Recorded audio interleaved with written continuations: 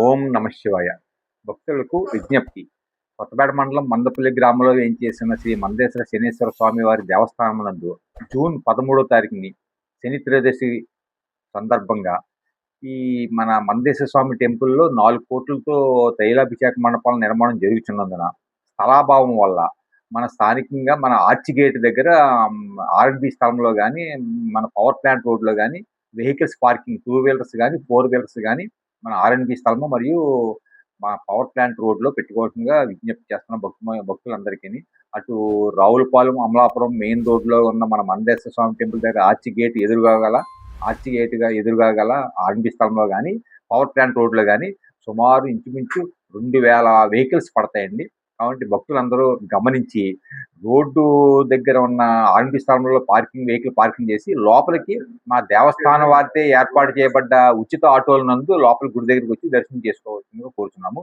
మరియు తైలాభిషేక మండపాలు శని త్రయోదశి సందర్భంగా తైలాభిషేకాలు జరిపించుకునే భక్తులు 250 రూపాయల టికెట్ తీసుకునే భక్తులందరూ స్థానికంగా ఉన్న హై స్కూల్ గ్రౌండ్లో పూర్తి ఏర్పాట్లు చేయడమైనది.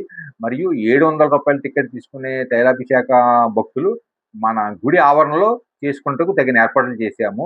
మొత్తం క్యూ లైన్లు, ఐరన్ బ్యారికేడ్స్తో క్యూ లైన్లు ఏర్పాటు, టెంటలు, మ్యాట్లు అన్నీని.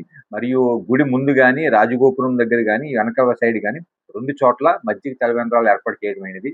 మరియు లోపల క్యూ లైన్లు, మొత్తం పురోహితులు కానీ, పూజా సామాగ్రి సెట్లు కానీ తగినంతగా ఏర్పాటు చేయడం జరుగుతుంది. కావున రాబోయే 13వ తారీఖు మరియు 27వ తారీఖు జూన్కి సంబంధించి త్రయోదశికి సంబంధించి మొత్తం పూర్తి ఏర్పాట్లు దేవస్థానం తరఫున ఏర్పాటు చేయడం అనేది. ఓన్లీ పార్కింగ్ కార్లతో కానీ, 2 వీలర్స్తో కానీ వచ్చే భక్తులు మాత్రం దేవస్థానానికి సహకరించవలసిందిగా కోరుచున్నాము. స్థలాభావం వల్ల ఈ ఆర్ఎండ్బి స్థలంలో కానీ, పవర్ ప్లాంట్ రోడ్లో కానీ పెట్టుకోవాల్సిందిగా కోరుచున్నాము. మాకు సహకరించవలసిందిగా కోరుచున్నాము. మరియు భక్తులు శని త్రయోదశికి వచ్చే భక్తులు కానీ, మిగిలిన శనివారాలు వచ్చే భక్తులు కానీ అన్నదానం ఉన్నది. అఖండ అన్న సమారాధన జరుగుతుంది. భక్తులందరూ తైలాభిషేకాలు కానీ, దర్శనాలు కానీ చేసుకున్న తర్వాత అన్నదానం స్వీకరించి వెళ్ళవలసిందిగా కోరుచున్నాము.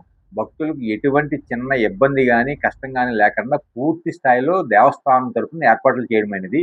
ఈ సదరు ఏర్పాట్లు మా ధర్మకర్తల మండలి వారు దగ్గరుండి చూసుకుంటున్నారు.